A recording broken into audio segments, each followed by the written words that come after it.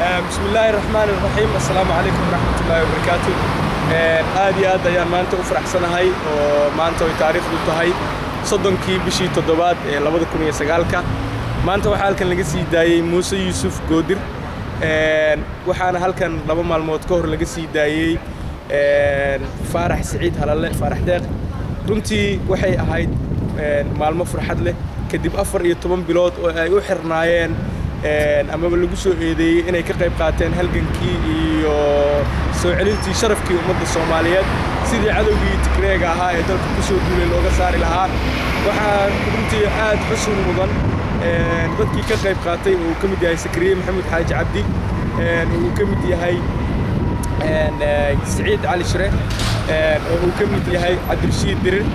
runtii aad baan dadkaas ugu mahad celinaynaa iyo dhammaan Saciid Cali Shire dhammaan dadkii ka qayb qaatay sidii loo sii deyn lahaa waxaan kale oo aan jeclahay halkan inaan uga mahad celiyo juurigii ama guddigii xeer ilaaliyayaashii oo sida sharafta leh oo bini'aadantinimada leh xeer ilaalinta ugu sameeyay isla markaas iyo looyaradii hawsha weyn ka qayb qaatay waxaana noo muuqanaysa runtii inay jirto bini'aadanimo ay ka tahay waxaan ilaahay uga baryaa inuu soo hanuuniyo inuu ilaahay islaamkiisa iyo nuurkiisa inuu ilaahay siiyo oo ilaahay diinkiisa qalbigooda geliyo runtii waa dad hufan oo qalbiyan bini'aadantinimo daacad ah u shaqeynaya adduunkuna dadku isku mid maaha dad fara badan oo cadaawad iyo xumaato ka shaqeynaya jira sidii nimankii soo eedeeyay ee rabay inay dambiga dusha u geliyaan annagoo aan xuduud la lahayn annagoo aan wax dhibaato aan naga dhaxaynin annagoo dalkeenii la qabsaday oo kuwii qabsaday ay garabka ka taagnaayeen sideed kuwii aan garabka ka taagnayn aad maaragtay uga hor iman kartaan darteed in xabsiga loo geliyay marka insha Allah intii ka qayb qaadatay ilaahay waxaan uga rajaynayaa aan muslimiinta ahayn inuu ilaahay soo hanuuniyo inuu ilaahay nuurkiisa u diro shacbiga Soomaaliyeedna waxaan leeyahay waad aragtaan gaaladiiba cadaalad sameynaysa oo bini'aadantinimo ka fakaraysa annagiina xilligan waxaan joognaa isdil qabyaalad midabta koor musuqmaasuq iyo waxaan ummadda Soomaaliyeed runtii wacyiyan iyo xilliyan aan u habboonayn inay ku fakarto waxaan leeyahay Soomaaliyeed meel aad joogtaanba cadaaladu waa muhiim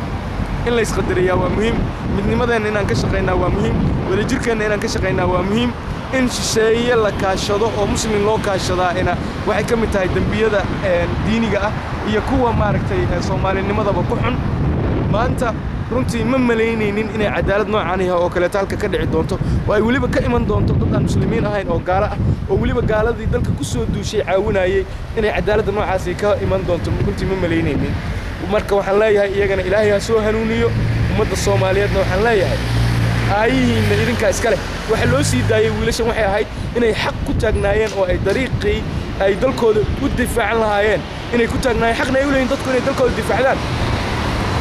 marka insha Allah waxyaabihii lagu soo eedeeyay oo dhan waxa laga sii daayay Faarax Deeq waxa laga sii daayay Muuse waxaan rajaynaynaa inuu ilaahay idankiisa dadka u xiran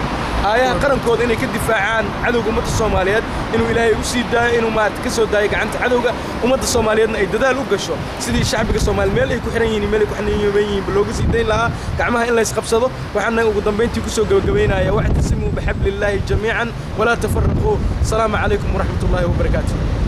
kaswa halgamaha weyn dhalinyarada Soomaalida UK Somali Youth Congress oo runtii ka qayb qaadanaysa barnaamijkan isaga halkaan kale waxay la taagan inankii maanta la sii daayay in adeerkiis dhammaantoon aad baan ugu faraxsanahay waanigoo ducaala oo laftigiina halka adiga arkaysan waxaan leenahay ragga la sii daayay insha Allah khayr baan u rajaynaynaa iyaga xasaskooda dadka daawana waxaan leenahay cadaaladdu waxa ay ku jirtaa gacmaha Soomaaliyeed ee dadka Soomaaliyeed meel kasta ay joogaan ha wada shaqeyn intaan dib ku kulmi doono waanigoo ducaala hiirad